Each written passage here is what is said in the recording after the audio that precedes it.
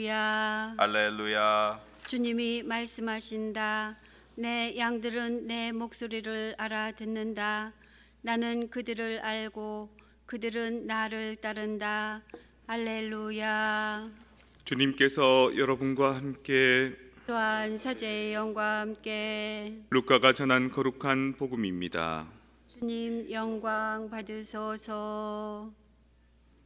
그때 예수님께서 성전에 들어가시어 물건을 파는 이들을 쫓아내기 시작하시며 그들에게 말씀하셨다. 나의 집은 기도의 집이 될 것이다 라고 기록되어 있다. 그런데 너희는 이곳을 강도들의 소굴로 만들어버렸다. 예수님께서는 날마다 성전에서 가르치셨다. 수석 사제들과 율법학자들과 백성의 지도자들은 예수님을 없앨 방법을 찾았다. 그러나 어떻게 해야 하는지 그 방도를 찾지 못하였다. 온 백성이 그분의 말씀을 듣느라고 곁을 떠나지 않았기 때문이다. 주님의 말씀입니다. 그리스도님 참여합니다. 평화를 빕니다. 평화를 빕니다. 오늘 독서 말씀에서도 복음 말씀에서도 예수님께서 성전 정화에 대해서 들려주십니다. 또 독서에서는 그리스계의 지배를 받다 보니 그리스계에서 원하는 종교 제례대로 제단을 더럽혔던 그것을 다시 한번 정화하는 마카베오 항전의 이야기가 나오는 거죠. 지난번 뉴멕시코에 가서 피정할 때 제일 먼저 드는 생각은 하느님 생각이 아니라 내 일상의 온갖 생각들이었습니다. 처음에 내가 제일 많이 주목하고 있는 것이 떠오르고요. 그 다음에 자꾸 그것을 끊고 다시 하느님께로 주목하려고 해도 다른 걱정 근심들이 자꾸 떠오릅니다. 평소에는 인지 못했던 것들이 그날따라 더 많이 떠오르더라고요. 오늘 복음 말씀을 읽을 때 예수님께서 내 집은 기도하는 집이다. 하느님의 집을 도둑의 소굴로 만들지 마라 라고 했던 것이 이 성당을 얘기하는 게 아니라 내 마음 속에서 하느님을 위해 기도해야 될 이 영혼의 상태가 다른 외부적인 잡스러운 것들로 많이 어수선하구나를 느낄 수 있었습니다. 우리 선배 수아님 중에 한 분이 그 베토벤의 그 곡을 좋아합니다. 근데 그 옛날에 쓰여진 곡을 오늘날 연주자들이 어떻게 해석하느냐에 따라서 느낌이 상당히 다양하게 들린다 그래요.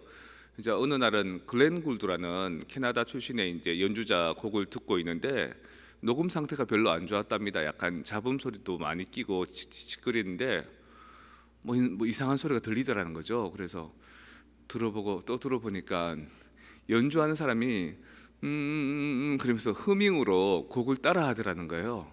잡음이죠. 그렇게 하면은 녹음이 제대로 잘 안 된 거지 않습니까? 근데 그게 들리는데 그게 그날따라 참 어우러지게 들리더라는 겁니다. 잡음이, 노이즈가.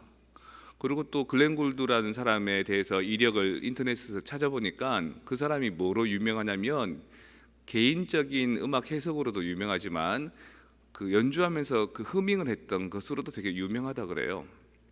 그래서 하는 말이 자기는 좀 더 어떻게 하면 클리어하게 좀 더 깨끗하게 연주하는 사람이 있을까를 찾고 듣고 또 들었는데 나중에 보니까 어느 정도 일정하게 이렇게 여러 가지 두리뭉실하게 들으니까 악보대로 연주하는 법대로 사는 것보다 뭔가 자기들 나름대로 흥에 겨워서 흐밍할 수 있는 그 사람의 연주가 사실 제일 많이 와닿더라 이런 얘기를 합니다.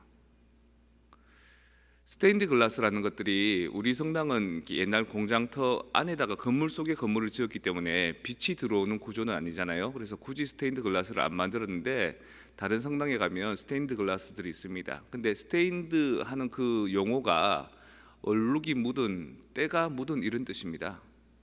만약 글라스가 때가 묻지 않으면, 얼룩이 묻지 않으면 밖에서 빛이 들어왔을 때 그렇게 아름다운 그림을 나타내 보이지 못한다는 거죠.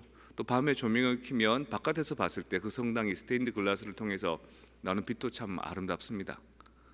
결국 인간이 가지고 있는 생각들, 상념들, 걱정, 근심들, 갈등 구조들이라는 것이 하느님을 찾는 그 순수함과 함께 어우러져 갈 수밖에 없다는 거죠. 많은 분들이 결혼 생활하면서 서로 행복하게 사랑해주고 사랑받고 살 것 같은데 사랑해주고 사랑받고 사는 것은 1%, 나머지는 싸우고 지지고 볶는 게 99%. 근데 그 99% 안에 행복의 가치가 있는 겁니다. 그리고 성숙의 가치가 있는 겁니다. 내가 불완전하기 때문에, 너도 불완전하기 때문에 우리는 부딪힐 수밖에 없는데, 그 부딪힘을 통해서 아이고 내가 이만큼 못났구나, 당신도 그렇게 큰 사람은 아니구나, 그러면서 이제 서로의 관계 형성을 해 나가고 조율해 나가는 그게 부부 생활이고 그게 가정 생활이라 그럽니다.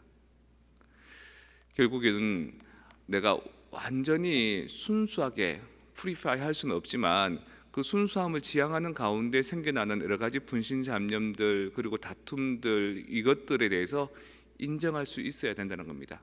그리고 그 인정하는 데 있어서 지금은 우리가 많이 탁하다면 다음엔 조금 덜 탁하도록, 지금은 아직까지 먼지가 끼어 있다면 다음은 조금 더 깨끗해지도록 노력하는 것, 그러다가 다시 후퇴하기도 하는 것, 그렇게 밀고 당기고 지그재그를 하면서 산봉우리로 올라간다는 거죠.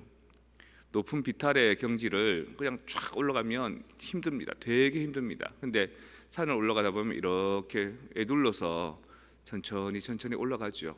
마찬가지로 우리가 지향하는 이 신앙의 삶도 완전히 내 영혼의 상태를 완전히 다 깨끗하게 치워버리는 것은 불가능합니다. 내 내면을 들여다볼수록, 기도하면 기도할수록 내 안에 찌꺼기가 많이 있구나, 내 안에 도둑놈 심보 같은 세상에 대해서 걱정 근심하고 다른 사람을 이겨먹으려 들고 다른 이익을 더 탐하는 것이 참 많구나를 인지하는 것이 중요합니다. 그리고 그 누가 위로해 줍니까? 내가 위로해 줘야 됩니다. 괜찮다, 다음엔 조금 더 잘해보자. 그리고 그런 것들을 인지할 수 있는 이 마음이야말로 하느님이 도와주시는 게 아닐까. 하느님, 지금 제 안에는 이만큼의 찌꺼기가 있지만 조금 더 다음에는 이걸 드러내고 당신을 더 많이 채우겠습니다. 그때 하느님의 빛이 비추면 다른 사람이 봤을 때 우리는 스테인드 글라스처럼 얼룩이 많이 있지만 그 얼룩을 통해서 하느님이 보이는 겁니다. 너무 천사처럼 투명하면 아무것도 안 보이는 거죠. 저는 여러분들을 통해서 하느님을 봅니다. 여러분들의 영혼의 상태를 통해서 하느님의 섭리를 봅니다.